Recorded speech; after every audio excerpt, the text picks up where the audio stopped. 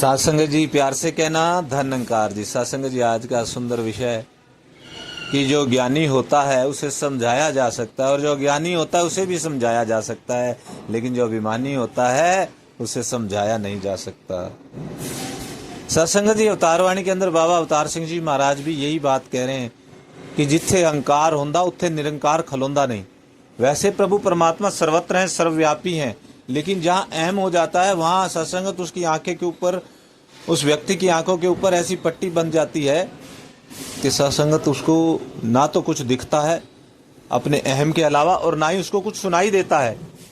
अब सत्संगत रावण कितना ज्ञानी, वेदों का जानने वाला, सब कुछ करने वाला, लेकिन एक अहम उसके अंदर ऐसा घर कर गया कि मेरे अंदर अब इतनी ताकत हो गई। और सत्संगत यही अहम उसको कैसे ले डूबा। इतना बड़ा परिवार और इतनी ताकत थी सत्संगत उसके अंदर कि बताते हैं वो इंद्र देवता के पास जाकर के उनको भी निर्देशित कर दिया करता था। और भी कितना कितना आप सभी ने, हम सभी ने उनके बल के बारे में देखा सुना। तो सत्संगत इतना सब कुछ, ज्ञान भी उसको इतना, मतलब वेदों को पढ़ता था, वो करता था, सारे वेदों का ज्ञाता था, लेकिन एक अभिमान उसके अंदर ऐसा आया कि वो उस अपने अहम के आगे उसने किसी की बात नहीं सुनी, किसी की बात नहीं मानी, किसी की बात से समझा नहीं। नाना ने समझाया, गुरु ने भी समझाया, तो वो बात मानी ही नहीं और उसका क्या असर हुआ। तो सत्संगत यही यहाँ पर बाबा अवतार सिंह जी महाराज भी चेतन करे कि जहाँ पर अहंकार है वहाँ निरंकार नहीं। और भी सत्संगत कितने एग्जाम्पल देखते हैं, चाहे वो कंस का हो, उसके अंदर भी अहम था तो प्रभु ने उस रूप में उसको समझाया।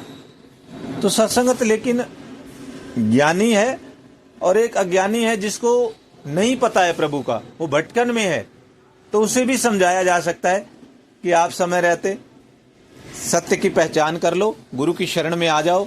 तो सत्संगत वो भी आ जाते हैं। और ज्ञानी तो सत्संगत आप सभी जानते ही हैं, वो तो झुक जाता है, पहले ही गुरु की शरण आ जाता है, गुरु के दरबार में सर झुका देता है, सच्चे पातशाह मैं आपकी शरण में आ गया हूँ, मेरा कल्याण करो। प्रभु मैं आपकी शरण में आ गया हूँ, हे सतगुरु मुझे पार उतारा कर दो, मुझे ब्रह्म ज्ञान की बख्शिश कर दो, मेरे सिर पे अपना मेर भरा हाथ रख दो। कितनी सुंदर अवस्था है, कितनी निर्मलता है, सुन करके भी कैसा आनंद प्राप्त हो रहा है ज्ञानी की झुकने की बात के ऊपर। और अकड़न जो भी रावण का जिक्र और कैसा मन में सत्संग हम देखे, मन के अंदर भी कैसा आनंद और कैसे वो भाव सुन करके आ जाते सत्संग। और जब जीवन में ऐसा हो तो उसका क्या ही होगा जो अभिमान से ग्रस्त हो गया। सत्संगत ये पता नहीं लगता कि बड़े बड़े ज्ञानियों के मन में भी कई बार ज्ञान का भी अभिमान आ जाता है, ज्ञान का भी अभिमान आ जाता है सत्संगत। लेकिन जो भगत प्रेमा भक्ति से युक्त होते हैं उनका मन बड़ा निर्मल होता है, उनके अंदर सत्संगत कोई फिर गुंजाइश नहीं होती अभिमान के आने की। क्योंकि जब मीराबाई थी कैसे अपना घर छोड़ दिया और निरंतर प्रभु के प्रेम में, प्रेम और भक्ति से युक्त थी, उसके जीवन में अभिमान कैसे आ सकता था। निरंतर प्रभु ही प्रभु। ऐसे ब्रह्मज्ञानी संत होते हैं, उनके जीवन में कोई गुंजाइश नहीं होती इस अहम के आने की और किसी ब्रह्म बुलेखे के आने की। क्योंकि बाबा जी ने यह आशीर्वाद दिया सत्संगत ब्रह्म की प्राप्ति, ब्रह्म की समाप्ति। तो ज्ञानी तो सत्संगत आनंद की अवस्था में रहता है और फिर ब्रह्म का ज्ञान होने से उसके साथ ब्रह्म ज्ञानी हो जाता है, गुरु की शरण में आ जाता है। तो सत्संगत आप हम सभी बड़ी किस्मत वाले हैं, बड़े भागों वाले हैं।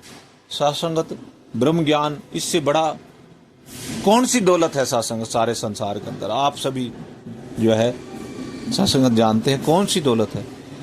ब्रह्म ज्ञानियों के जीवन में, ब्रह्म ज्ञानियों की भाषा में एक ही बात समझाई जाती है, उस दौलत का जिक्र किया जाता है और किसी दौलत का जिक्र ब्रह्म ज्ञानी के जीवन में नहीं होता। माया तो दासी होती है, दौलत तो दासी होती है उसकी। सत्संगत एक ही, जिस दे पल्ले नाम धन से ही सच्चे शाह, कि जिसके पास ये नाम की दौलत है और वो केवल ब्रह्मज्ञानी संत के पास होती है, वही सच्चा शाह होता है। इसलिए ब्रह्मज्ञानी संत निरंतर राम नाम रूपी दौलत इकट्ठी करने में लग जाता है। अहंकार अभिमान को छोड़ करके ब्रह्म की प्राप्ति करके अपने गुरु की कीर्तन करता है, अपने गुरु का जो सिमरण दिया होता है उसका करता है सिमरण। तू ही निरंकार मैं तेरी शरणा मैनू बख्श, बिसर गई सब तात पराई जब से साध संगत में पाई। और ये जब होता है सत्संगत, अब एक उस रूप में भी चेतनता आती है कि जब मैं था तब हरि नाही, अब हरि है मैं नाही। मेरा मुझ में कुछ नहीं, जो कुछ है सो तेरा, तेरा तुझको सौंपिए क्या लागे मेरा। ऐसे अपनी अहम का, अपनी मैं का त्याग कर देते हैं। गुरु के दर पर जीते जी मर जाना ही भक्ति। कैसे आनंद की अवस्थाओं का हम जिक्र कर रहे हैं। यहाँ पर 3 अवस्थाएं आई हैं साथ संगत। पहले अभिमानी के बारे में कि उसका क्या हाल होता है, जो सबसे निम्न अवस्था अहंकार से युक्त होता है। फिर अज्ञानी की आई है अवस्था, जो भटकन में है साथ संगत, और जो प्राप्ति चाहता है तो उसको भी समझा करके लाया जा सकता है। लेकिन अभिमानी का कुछ नहीं होता, जब तक अहम अंदर है तब तक प्रभु की प्राप्ति नहीं। जब मैं था, मैं क्या है, अहंकार है, मैं ये करूंगा, मैं वो करूंगा, और जब छोड़ दिया मैं को, फिर सत्संगत पॉसिबल है। तो दूसरी अवस्था ज्ञानी की, उसको भी समझा के प्रभु के साथ जोड़ा जा सकता है, लाके अहंकारी को नहीं किया जा सकता केवल।